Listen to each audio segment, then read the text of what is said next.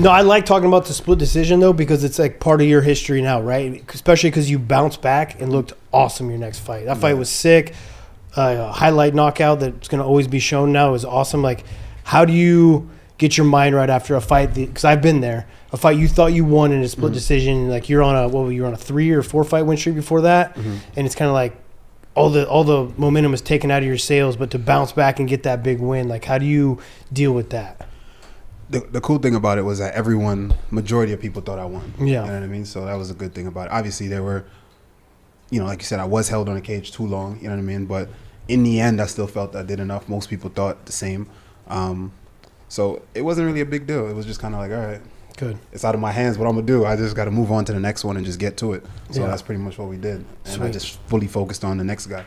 Yeah, a loss like that hits different when you feel like you won and you like really feel like you won. It's not like one just complaining and stuff. It just feels different. You don't feel like you really got your ass kicked, and they don't like it don't mess up your mental space. Nah, I was chilling. I felt like I was in a grappling match, and I just got because you don't land 3 takedowns in a fight to his none. You know what I mean? Every exchange you win, every exchange, and the dude just holds you against the cage. It's like, all right, well, did I lose? Or, Yeah. You know what I mean? Yeah. So moving on was easy. Some guys get bitter though, right? Like they have that loss, they think they win, they get bitter, then it's going to affect how they think about the next fights, and so it's awesome to see an awesome bounce back and a great performance afterwards. That speaks wonders to the experience you've had in the UFC. I mean, you said you've been in the UFC for 9 years. That's already a long career. Yeah. Sure. That's good to be able to bounce back and show your experience in the cage.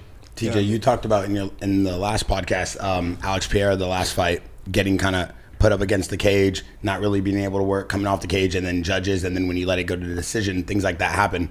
How do you feel the judging is based right now compared to when you were fighting? You feel like they're doing a good job? No, dude, you always see, depends from card to card and judgment to judgment. I mean, it's a tough situation, right? It's never going to, hopefully it'll change, but from what I've seen, I mean, even on that card, there was already bad decisions before your fight too, you know, and they were like talking about it on the broadcast, like some horrible decisions that had already happened. So I don't think it's changed. I mean, what do we got going on with your hand over there, Reddy? My last fight, I broke it in my last fight. I broke it in the first round, and just had to keep going. You know what I mean? I started hearing like the crunching, and I think I hit him, and when I broke his nose, I started talking shit. What were you saying during the fight? Instant karma. Exactly. I started talking shit, and I hit him again. And then the second shot, I think that was the shot that broke it.